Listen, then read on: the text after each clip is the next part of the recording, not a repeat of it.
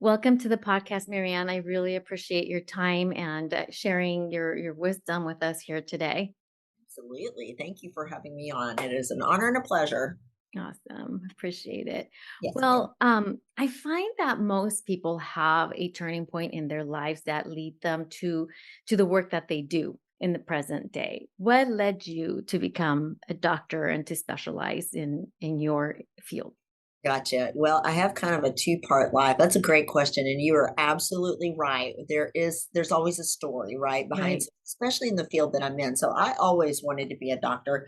I grew up with a grandfather who was just a nature person and a healer. And so he just influenced, he was not a doctor, but he influenced me in that direction. So I'd always wanted to. When I became a doctor, though, I'd been in practice for family practice for 10 years when I became sick. So I developed rheumatoid arthritis, and I knew as a physician what it was. But in fact, I woke up January 20th of 2007 with rheumatoid arthritis, and I knew exactly what it was.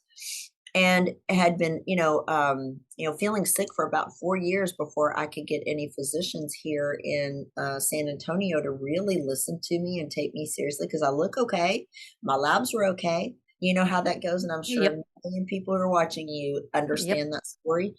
And so it took me a long time to get anybody to take me seriously. I had a rheumatologist who was a friend and a peer at the time who suggested I see a psychiatrist.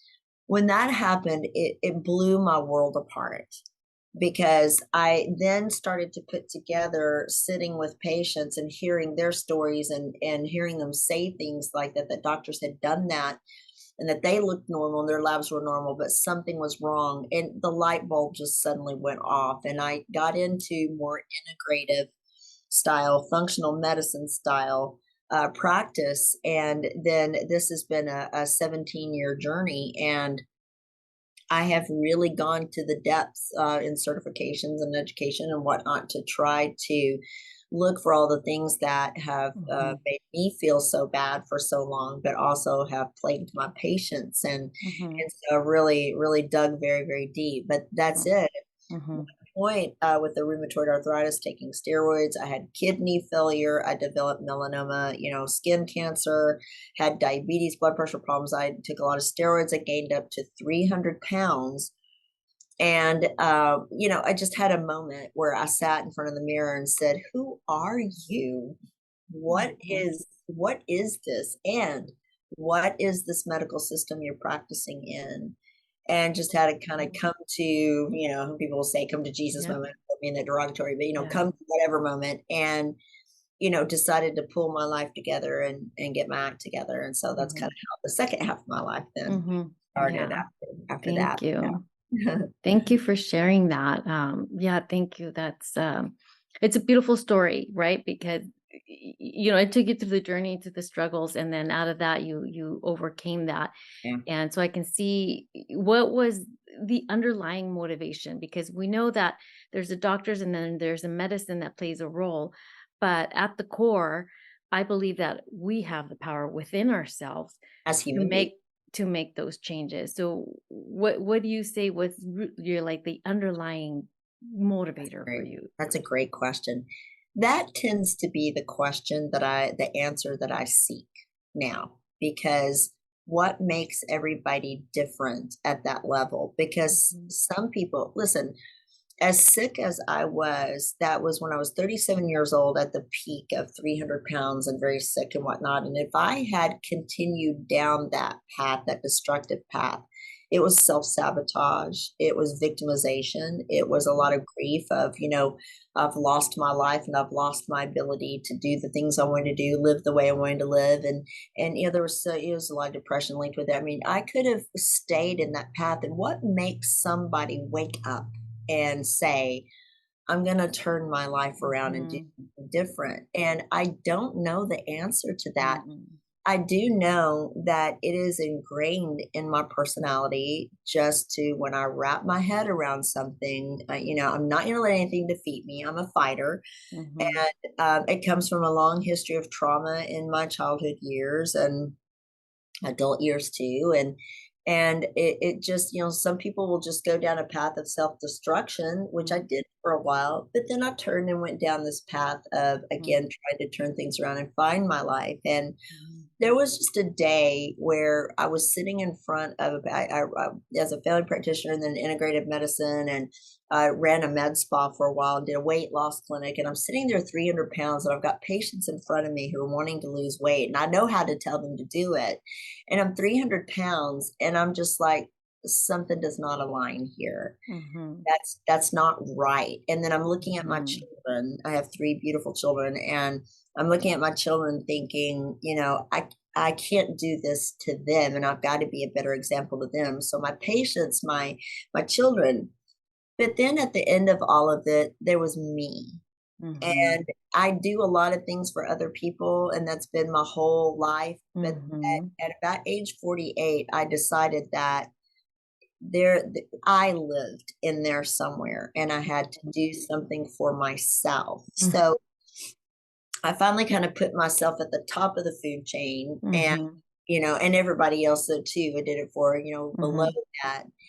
And I just sat in my car one morning, and I remember that moment very clearly right now, and just said, "No, I'm not gonna live like this anymore. I'm tired of Mhm. living this way." Mhm. Just put my foot down and started, and it's Mhm. been a hell of a journey, let me tell you. Yeah.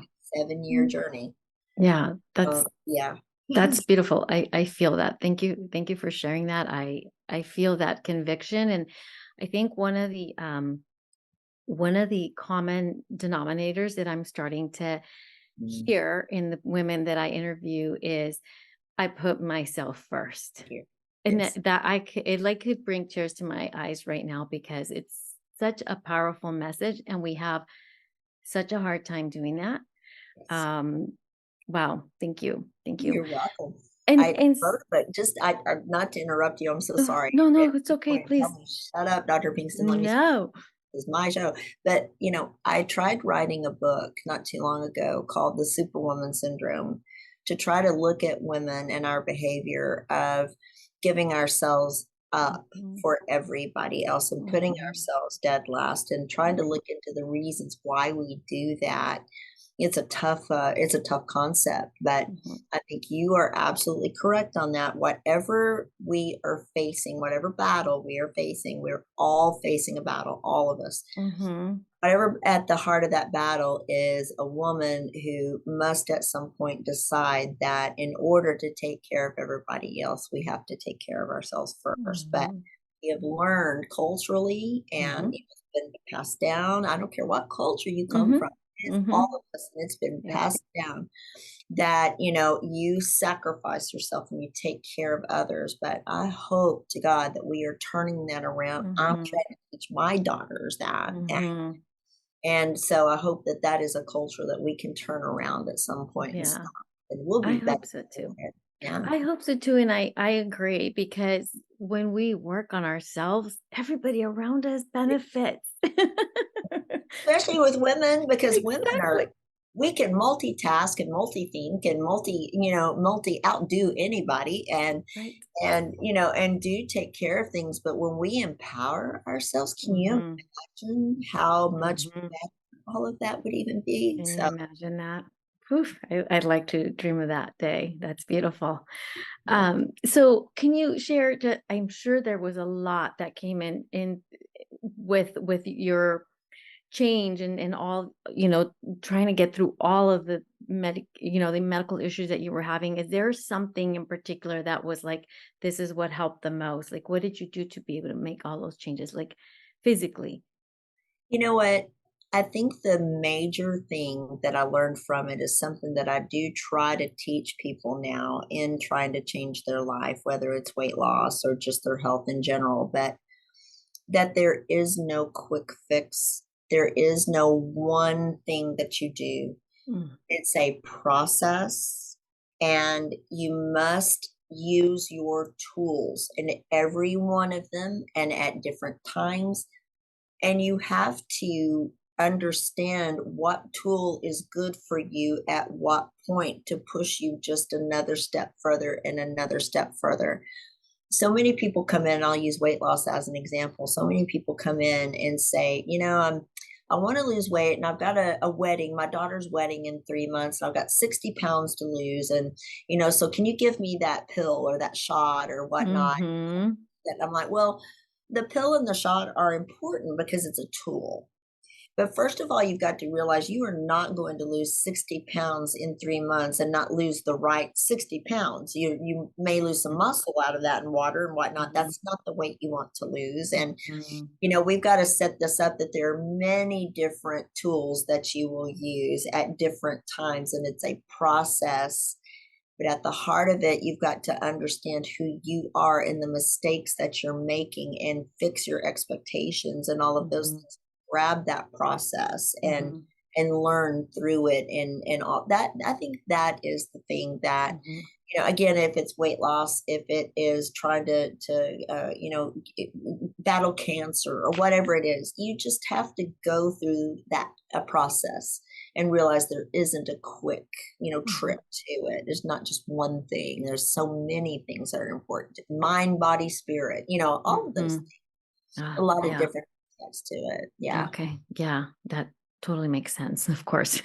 I wanted to hear the one thing. Just Right. kidding. I know everybody does. And that's when I don't care who you are. When you walk into my clinic here, and I've seen over 40,000 patients in San Antonio, and it's like when you walk into the clinic, man, that I'm tired and I've got brain fog. What's that one thing I can do? It's like, give me that pill or that treatment. It's like I just don't Yeah. have that. Yeah. But we will find the answer. We Mhm. will get to it, but you have to be at a place to accept the process and the fact Mhm. that there isn't just one quick fix and Mhm. open up to the possibilities that you've got to change somewhere down deep inside and accept some truths about yourself that you may not really want to look at. And there's so much Mhm. to it.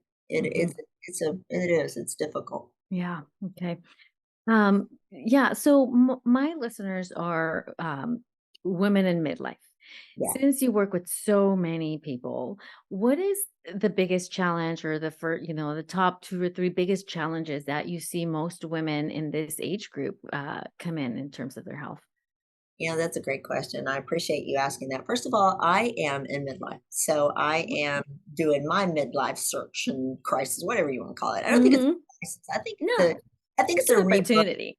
I It's think a it's reawakening, it is a a rebirth. reawakening. It is. I tell you, my 50s are my favorite decade by I, far. I absolutely love my 50s. And I've been told 60s are even better. I'm like, bring it on. I This heard that as well. right? So, So but I think when I talk to women, in midlife, I think we're beginning, when you talk about that awakening, I think we're beginning to see ourselves as important and that we do need to take care of us now, finally. I think that's when it happens. It's somewhere in your late 40s or so when women start waking up and going, wait a minute, this is not working. And I've mhm, got to do something for myself now. And it's a wonderful, wonderful place to be. But convincing women not to feel guilty about that is one big aspect and kind of midlife. mhm. Honestly, then is the hormone side of things. Yep. That is such a huge topic. And when I finally decided to take on the topic, this is my niche. This is what I absolutely can say I Yes. know best out of everything is hormone and hormone replacement. When I finally took it on, it was because something wasn't making sense. So, we're in our 20s and we have our normal hormone levels and we feel at our best, we look our best, we are our best. Yet women start losing their hormones in their late 20s and then going through menopause. And at that point, we're telling women, hey, that's normal, just live with it. But yet women are Mhm, dying, feeling horrible, getting sicker. We're telling them that's normal. And then we tell them hormones are horrible for you, going to make you sicker and kill you. But yet, when they're on board, when you're 20 and you're at your healthiest, what makes sense about that? So I finally mhm. said, okay, there's got to be an answer behind all of that. So I went and I searched it out, and what I was able to do was get past the pharmaceutical industry, basically, and get past the science of the pharmaceutical industry and learn about, true what we say is bioidentical hormones. And by that, I mean it is plant based, or if it is synthetic, it's okay. But it is the same chemical structure as what your body makes. So your body recognizes it Mhm. as what you made, and it uses it that way appropriately. As Mhm. long as you have the same levels as what you're supposed to have, you don't overdo it, you don't underdo it. As long as you use something your body recognizes and uses appropriately, you give it the right way so that it absorbs instead of taking it by mouth. There's lots of different factors in there. But as long as you're doing it very, very responsibly with the right type, then what you get in the end is the science that shows that bioidentical hormones have been used since about the 1930s. There are thousands of studies, thousands, more than blood pressure, diabetes, and cholesterol put together. And Wow. every single one of them that are true studies, not like meta analysis or Mhm. retro or things like that, every single one of them are beneficial and positive. Mhm. And as for Well, I'm glad to hear that because yeah, there's so much information out there, and it's so so hard to discern between who do I believe. mm. So when you say using the right one for your body, does that mean it's customized then for each person? Is that what you're saying? Can So you speak so a little bit more about what that means? absolutely, absolutely. So when you and thank you for the opportunity to speak on it, because you're right, there is so much information. It's very confusing. And what makes it confusing is the fact that it's not you're not taking into account all hormones, all types of hormones, and all of the studies together, the big picture of it all. What confuses it is the opinion of somebody who is, knows synthetics but hasn't studied bioidenticals, or knows bioidenticals and hasn't studied synthetics. Somebody who has been trained in the pharmaceutical area and just knows that. And so you get these different reflections of different people on different sides, and everybody these days is a guru, right? I mean, everybody's credentialed and knows. And Mhm. so what I did was take a step back and look at all of their opinions, all of the studies, all of the science together, get the big picture and bring it down to science. Mhm. What is real?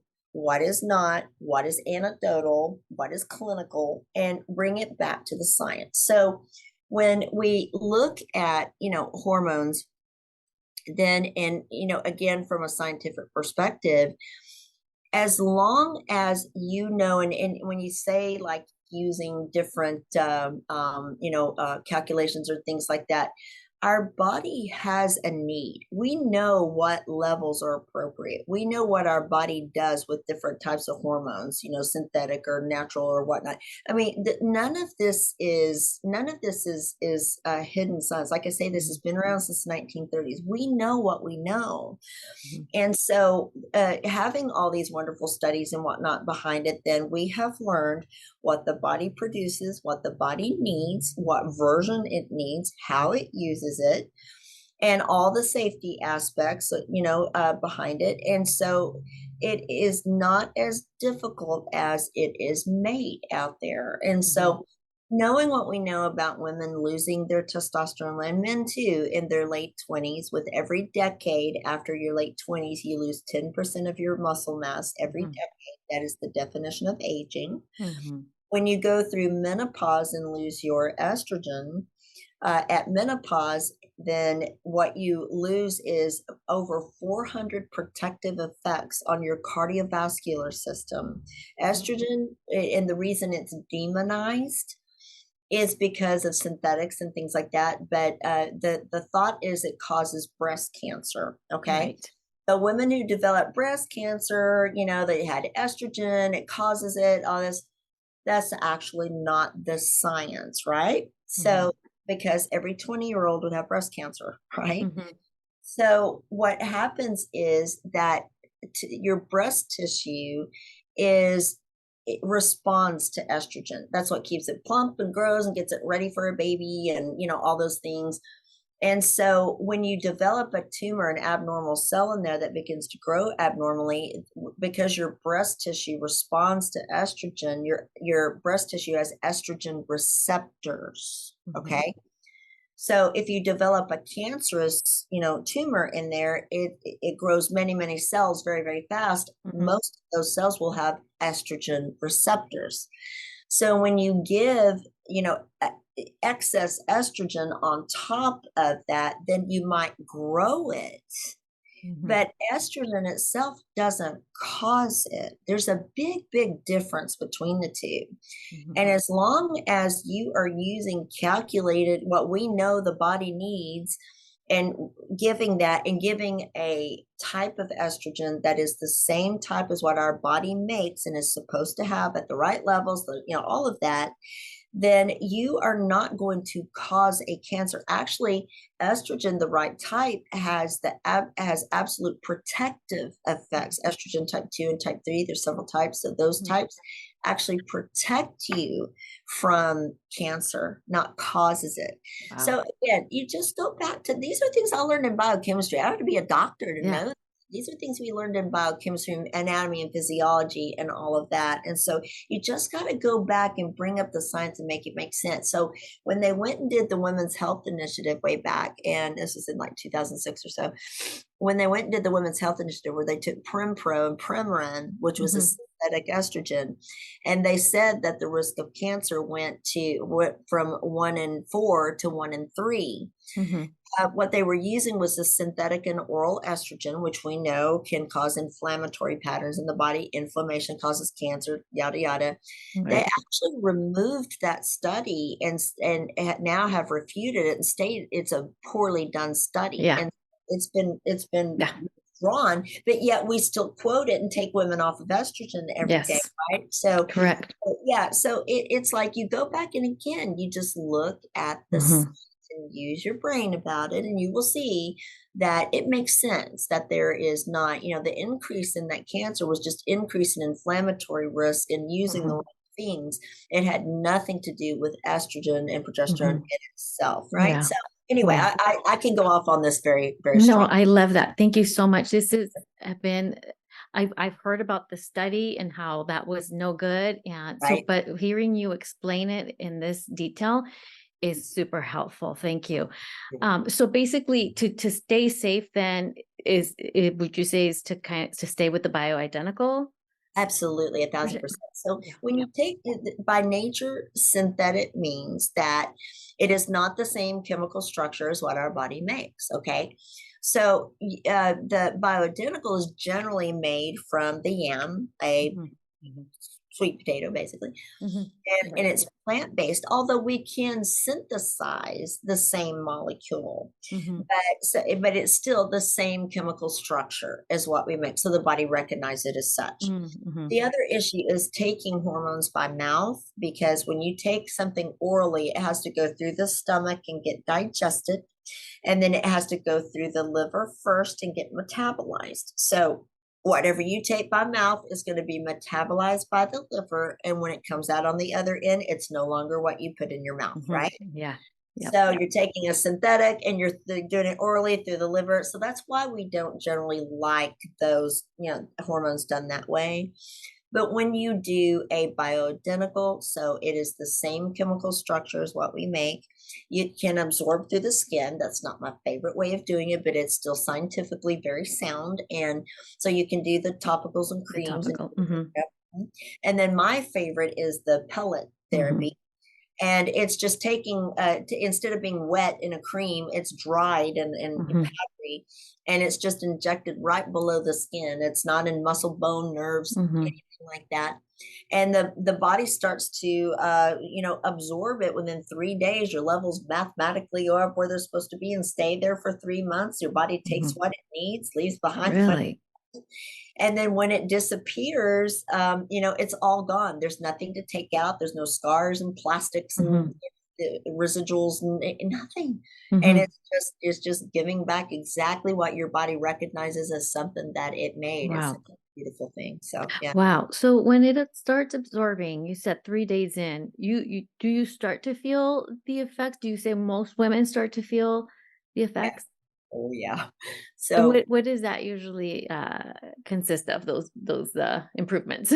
what's funny about it is the responses that I get from women when and men too, when they start hormone therapy, because sometimes there's so many questions and fear behind it. And when I Mhm, finally, somebody finally ingests it and feels it's right for them and we do it, they come back and go, "Oh my gosh, why did I not do this years ago?" Pain. And it's transforming. I mean, it really is a transformation. And, what it does, I mean, there's kind of two sides of the story. So, one is, especially on the testosterone side. So, I guess, if I back up a minute with estrogen, the hot flashes disappear within a couple of days. The vaginal dryness goes away. So, sex is comfortable again. And yeah, you just feel like a young girl again. Your skin looks better, your bones mhm, build, your cardiovascular risk go down, your heart attack risk goes down, your dementia risk goes down. I mean, you know, mm, all these beautiful things, and I've got nothing bad to say about it. Nothing. Even women who had breast cancer, some of their oncologists will let them do it now at 2 years if they're in full remission, or mhm, 5 years in full mhm, remission. It can be done. But going back to testosterone, then women are like, well, that's a man's hormone. It's not really mhm, hormone, but it is. Men need a little bit of estrogen, women need a little bit of testosterone. mhm, Men need a lot of testosterone, women need a lot more estrogen. So, whenever women do testosterone, like men's levels need to be 900 to 1200, women need to be 250 to 350. mm, mhm. And so whenever testosterone, is gone, I mean, women feel exhausted. Their brain function is cloudy. It's like thinking through jello sometimes. You forget words, or, you walk into a room, what was I coming in here for? And you just don't have motivation to get up in the morning. Your body just feels listless. You have no sex drive. Mhm. Sometimes aches and pains and things like that. So when women get testosterone on board within 3 days, usually then the energy, like almost immediately, the energy, it has a spike to it. And you just feel alive. Your Hmm. brain is awake, you feel alive. You get your mojo back. I I mean, love that. it is. It's like, man, I'm back. And I feel better now. I've done hormone replacement for 8 years. I have a provider that does it for me, and I've done it for 8 years. I've aged in reverse. I feel better now than I did at 20. Absolutely. And Mhm, smarter too. So mhm. it's like, the energy comes up. The sex drive is remarkable. I mean, it saves marriages. And Yeah. I've given hormones to women in their 70s and 80s, and they were able to get their, they hold hands in public with their husband, No. or, things like that. I mean, it's crazy, wonderful. I love But the that. other thing that it does too is it lowers your heart attack and stroke risk. It lowers your cancer risk, lowers dementia, and osteoporosis, and Alzheimer's, and all those things. Mm. I mean, those are the things that it absolutely will help prevent. Wow. Women who have had blood clots before can do estrogen in bioidentical form. It prevents blood clots, not causes it. Now, if you do Mhm, synthetics like, birth control pills and Premarin and oral and things like that, you can't do that type, mhm. but you can do the bioidentical, Mm. version of it. So Wow. those are kind of that's the Yeah, whole yeah. hodgepodge of it. That's great to know, thank you. Well, I was prepared to ask the hormone question because my guess was that hormones was gonna be the biggest challenge, so Right? Yeah, because that's yeah. what we're all talking about at my age, I'm 51, so that's what we're talking about. Absolutely. And We start with that little weight gain around the middle, and it's like what is happening, and then all and the other things start happening right all after those that. things start sagging, and yeah, so I've had Mhm. women that now are in their 70s that we started doing it in their early 60s. I've cured their osteoporosis. They literally age backwards. I have a couple of women that look younger, that I wish I had a before and after of them and Mm. could show Wow. people what this does for Mhm. women. But not just that, but their spirit too. Mhm. Yeah, It does. It saves I marriages. It love saves that. lives. It's just, yeah, it's beautiful. Very cool. I'm gonna give that a try. I tried it once before, but I'm gonna give it a try. again. Yeah. I didn't continue along with it, so I'll give that a try again. But you mentioned something. Oh, go ahead. Did you want No, to say I something? was just going to say sometimes there are reasons why it may not respond that beautifully with somebody, and it's because there's other things going on. Hmm. The hormones can't do it by itself. Remember, Right. there's just one thing. So Right. you have to do Yeah. the whole, the body's a 500-piece puzzle. All 500 pieces matter. Hmm. Hormones are a piece, Hmm. your nutrition is a piece. Hmm. There's so much to it. Yeah. So Yeah. it all belongs together. Yeah, So thank you for pointing that out and reminding me that hormones was just the one piece of the puzzle, and, when we have to pay attention to all of it.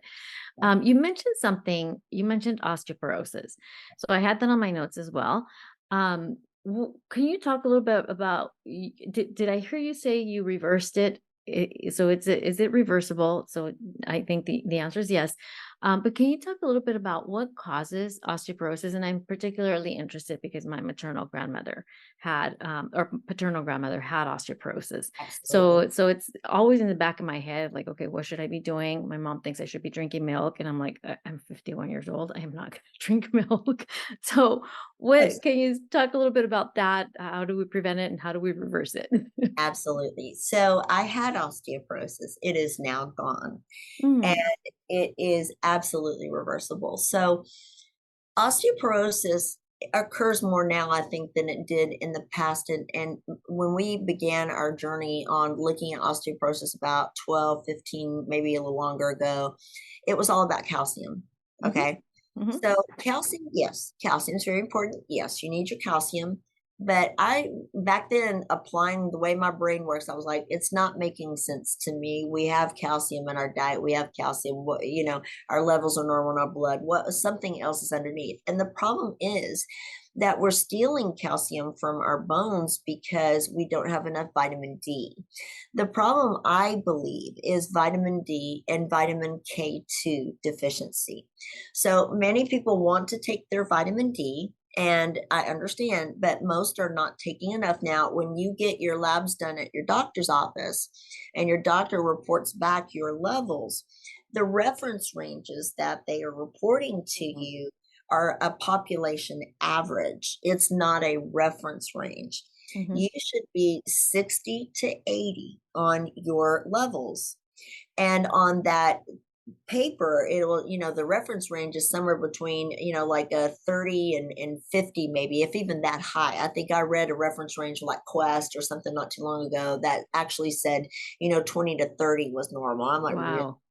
So that's a population average.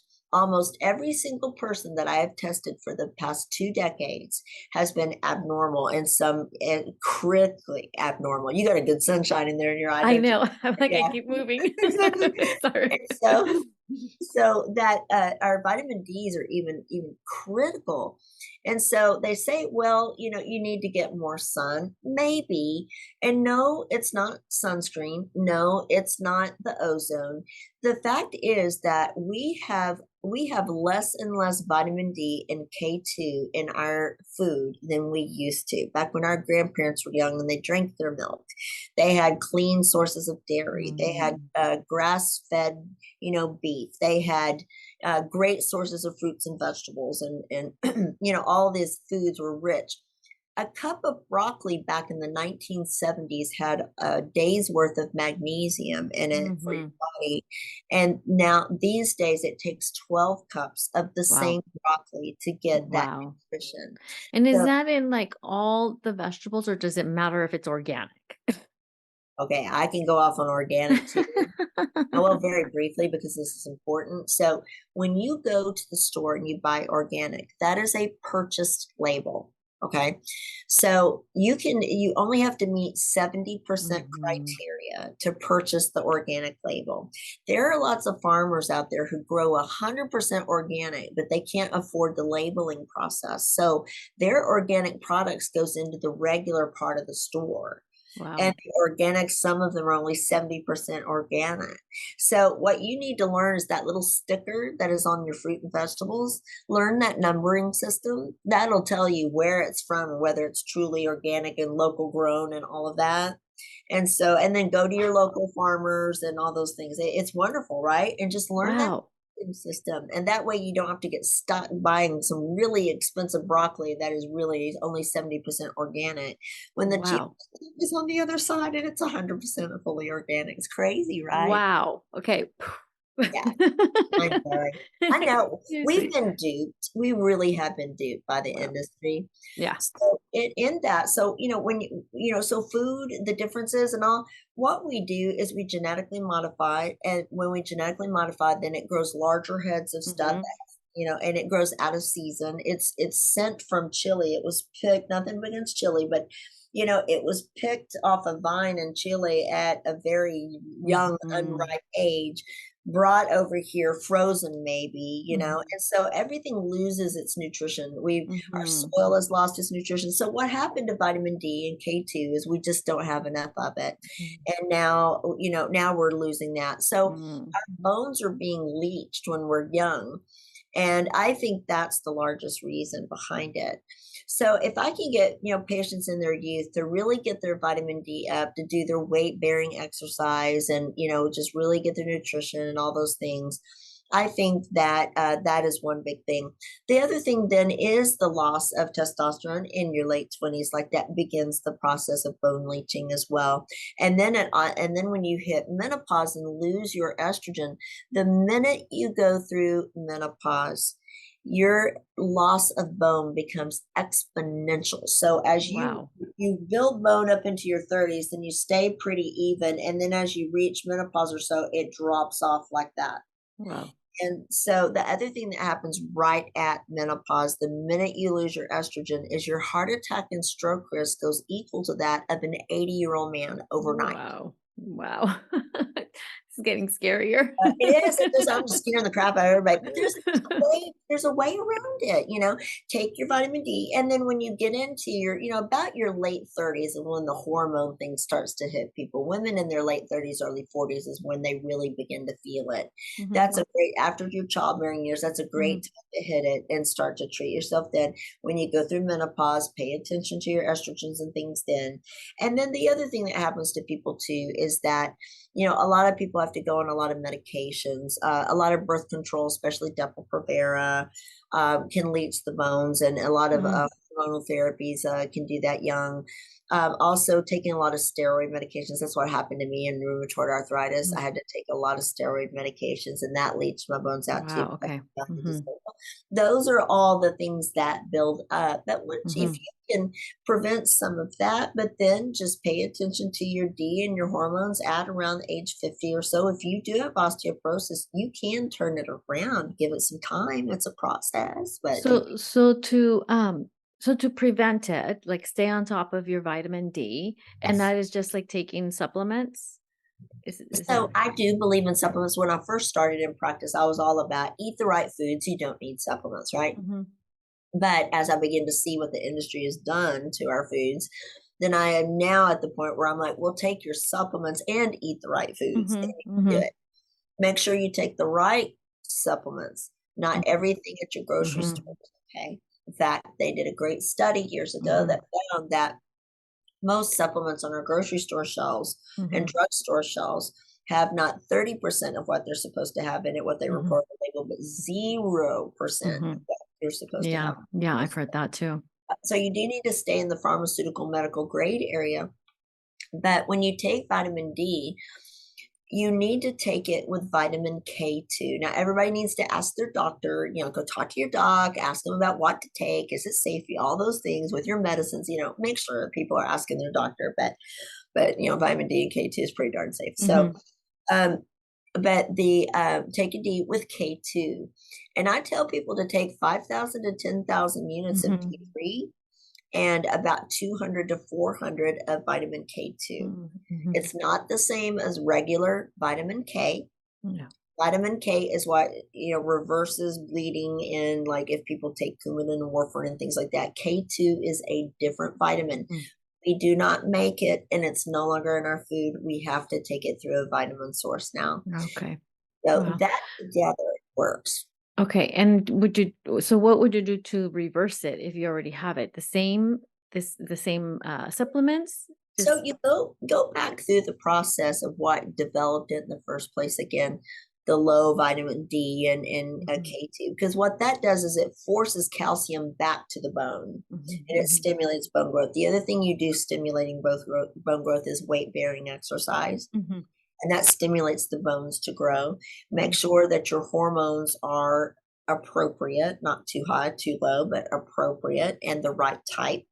And estrogen grows bone, progesterone stabilizes it, and testosterone makes it stronger. Mhm. So Okay. all of those together, make sure all of that is good. And as long as you're fairly persistent and consistent about that, then you can slowly turn around. Now, let's say you're in your 50s and you already have full osteoporosis. There are medicines that are out there that can be used to help encourage bone growth and prevent bone loss. Mhm. The insurance industry has their cheaper favorites. Mhm. I do not believe that those work quite as well. I do like some of the ones that are more about turning on the cells in the bone that make it regrow and turning off the cells that break it down. Mhm. One of my favorites is Forteo. It's an old one, but a good one out there. It is a shot that people take. It's an easy little shot to take. People can do it at home, very easy. It is basically our own parathyroid hormone that's in our body. So it's another thing that our bodies make that it Mhm. just don't make enough of, maybe, or we just push the level a little bit in order to regrow bone. Very safe, very effective. Another one is Evista or Raloxifene, and that can help to lower heart attack risk. It can help to prevent some forms of breast cancer, and it helps to stimulate bone growth. Wow. One other little factoid that is kind of interesting: when women go to get their bone density done, there is a, you if you look through, like saw through a bone in a steak, you see that round ring, and then you Mhm. see the marrow in the middle, right? Right, right. The marrow in the middle is what keeps bone strong. That ring on the outside is not the strength of the bone. So think about a straw that has nothing on the inside. It's strong until it finally snaps, right? Mhm. If you put cotton down inside that straw, it's not going to snap quite the same, right? Or break. Mhm. That's what marrow does. When Oh. you get your bone density test, it is measuring the ring on the outside, not the marrow on the inside. So they're measuring the wrong thing. Measuring the wrong thing, but it's the only thing we've got. So it's, Yeah. it's legitimate, but it's Oh. not quite the full story. It's not the wrong thing. It's just not the full No, story, oh, wow, okay. right? So, are there any signs, like physical signs that we can start to see or feel if our osteoporosis if we're gaining osteoporosis? What is that? I'm not even familiar with what that Have is. you ever seen women who, they're tall and then they kind of begin to have that little hump like that? Mhm. Mhm. That's a sign that women are or men too, that are progressing a little faster, Oh. and they start to, but also they start to lose their height. So they were 5'5" at one point, now they're 5'4", because the big Oh. bones begin to collapse a bit on That themselves, was my grandmother. Yeah. right? Another sign is too a 60, 70-year-old that trips and falls and suddenly just breaks her wrist or an ankle, like Mhm. Yeah, yeah, just a trip or a simple yeah. fall. That should ring a bell that, uh-oh, the bones are thinning, and that Mhm. is a warning Yeah. sign, and to get a full bone density done. A lot of Yeah. doctors miss that. They won't do it when they get a Wow. break like that on the Yeah, wrist. I mean, that is, definitely a sign. I didn't know that, the breaking of the bones easily because that was my grandmother. I was just kinda hoping to catch it before I Right? break Well, anything. family history is important. So is Asian ethnicity. So is just being taller and thinner, or just a small frame. Mm, Actually, you're more at risk. Smoking is, a mm, risk factor too. So those mhm. are a couple of other ones that Wow. belong in there. Okay. Wow, thank you. Wow, this has been, whew, it's so enlightening today. Thank you. This has been super helpful. You're welcome. Okay. Well, is there anything else you'd like to share about any of these, or is there another challenge women are facing that you want to discuss today? You know what? I would love to pop one more in there. And may I say, I do have a podcast. So I did an osteoporosis talk. I did a Love hormone it. talk. estrogen dominance for younger, people and whatnot. So I've got things. So if people want to hear, it's free. Perfect. I don't collect your emails, nothing like Yes, that. So perfect. it's I will link all that in the show thank you. notes. I think that would be an amazing podcast to I subscribe would to. love to have, and I have almost 200 shows in there. So I would Awesome. love to have people listen. One of the things that I think is really important is another thing that doctors miss, and it's called MTHFR. So MTH, this is a little bit difficult to explain, so kind of bear with me, but Mhm. MTHFR, let me do this in reverse. So Yes. when women come to me, and men do this too, but mainly women come and say, I am exhausted and I've done everything I can to try. My doctor's done everything and I'm just exhausted and my brain doesn't work. And you'll hear somebody when they have trouble because they're like, I went to the store, but I was looking for that. And you'll hear them skip and stutter like that because they can't grab their thoughts. Mhm. They miss words and they'll be in the middle of talking and then suddenly just lose what it was that they were trying to say. It's like it just disappears. Mhm. Walking into a room and not remembering what you went in there for, and it's Mhm. debilitating.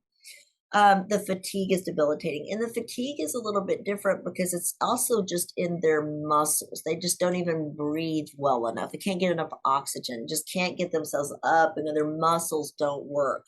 And it is a it's not just I'm tired and I need more sleep. It is my body won't function. They get a lot of palpitations and heart racing and kind of funky Mm. cardiovascular. They go to the ER because they feel like they're having a heart attack or something's wrong with their heart. There's a lot of different. There's also a lot of anxiety and depression symptoms, emotional symptoms, and may not need medication for it, although that's what they're going to get. Right. But they're just, and usually they have kind of ADD like symptoms. So the focus that adults usually will say, I didn't have it as a kid, but now I've got ADD and I get Mhm. treated with Adderall and things like that. All of these things are signs of MTHFR. And what it is when we take in a vitamin called folic acid, we need to process it first, okay? Just because you eat folic acid and a vitamin in your food doesn't mean that you are using it to the best of its ability. Folic acid is at the basis of our brain chemistry, from melatonin to our even cortisol, but to all of our hormones, to our serotonin, dopamine for our brain chemistry, all those things. That folic acid's at the basis of it. The other thing it does too, if you remember back to high school biology, every cell in your body makes its own energy. You've got the nucleus that has all the DNA in it. That's the brain. And then you've got the heart, and that is the mitochondria. Mhm. Mitochondria makes something called ATP, and that is the energy that the cell needs. And then all the cells in the body make plenty of ATP for the rest of the body, too. And whenever you don't process folic acid correctly or you don't have enough of it on board, you don't make ATP. So you don't have enough energy to go. What Okay. the mitochondria, whenever you eat that folic acid, it has to be processed into something called methylfolate. So folic Mhm. acid by itself does not do it. It has to be converted or Mhm. activated into methylfolate. Methylfolate is what does all the work in the body. But you have to have a certain enzyme in your body that converts it. When you have this gene defect called MTHFR, then you are missing the ability to process or convert folic acid. Therefore, you don't make your brain chemistry, you don't make that energy, and you don't methylate and make a lot of hormones and a lot of other things too. So when that happens, then the consequence is you have to live off of some sort of energy. So you live off of adrenaline.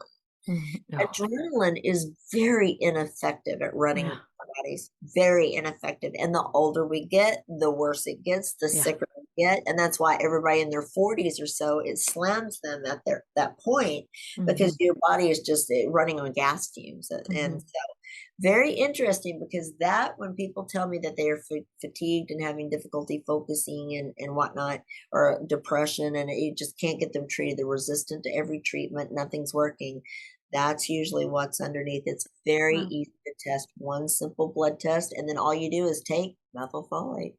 You just take Wow. the vitamin you're missing.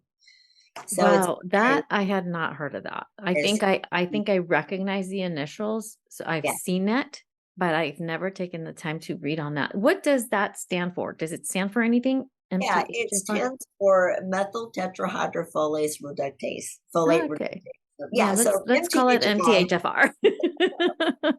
We And will just call it that. if anybody can say that 3 times in a row really fast, then I'll Yeah. give you 3 hormone replacement for life. So no, Oh, that's it is. funny.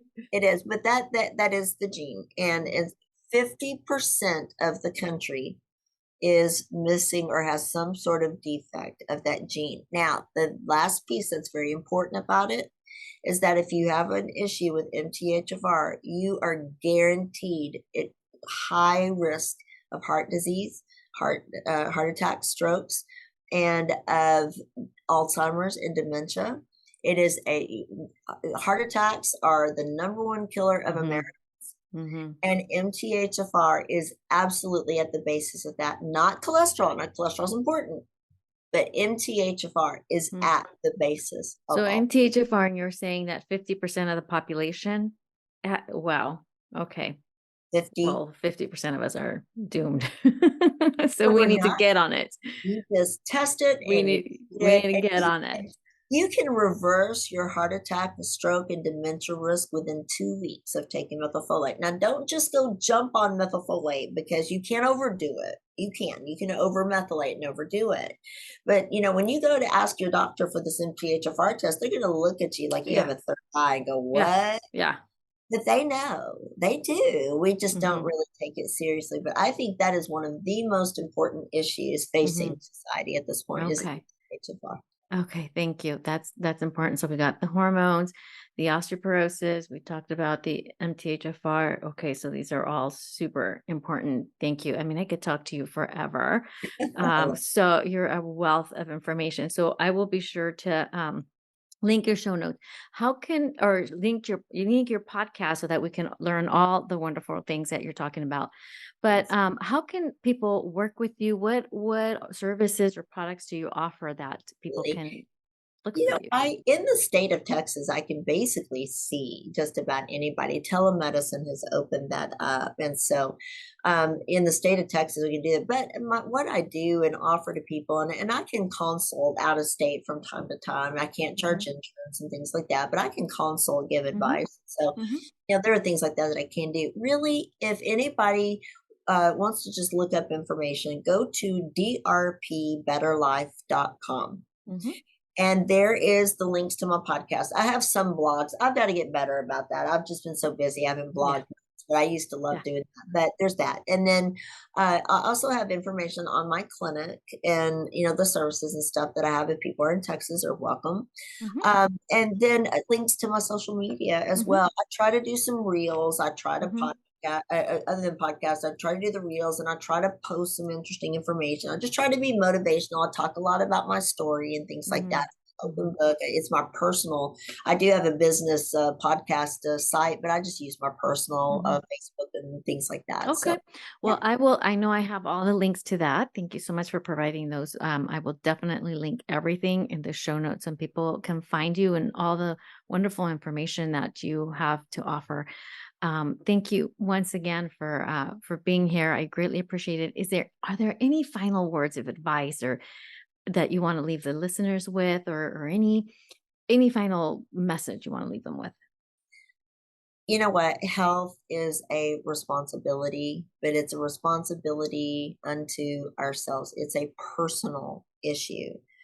And health does not mean just taking a pill and waiting until you're sick. And, it's important to be heard. It's important for you to start early and be concerned. Not everything that you go to a doctor for is bad. You're not always going to hear bad news. Sometimes there are great things that we can do for people ahead of time. Just be aware and don't be afraid to look into it and don't be afraid to ask. Also, don't be afraid to fire a doctor that doesn't listen to you Yeah. or a provider of any sort. Yeah. You have the right to hire and fire whoever you are looking to take charge and help you, assist you, and advocate with you on your health. Mm. So advocate for yourself. But there is no problem too big that can't be resolved with the right provider sitting in front of you that hears you and works with you and holds your hand through something. You just got Mm. to find the right person. So I've got lots of tidbits of advice or whatnot, but I think sometimes people don't realize that they do have more power over their health, and Mhm. that it doesn't have to be all negative and scary. Mhm. That there are things you can do. It's never too late in my Mhm. eyes, never too late. So, Oh, thank thank you. I like to hear that. Thank you so much. I'm sure the listeners are just gonna love this episode. They're gonna love all the information you have provided. So I appreciate you so much. Thank you for being here.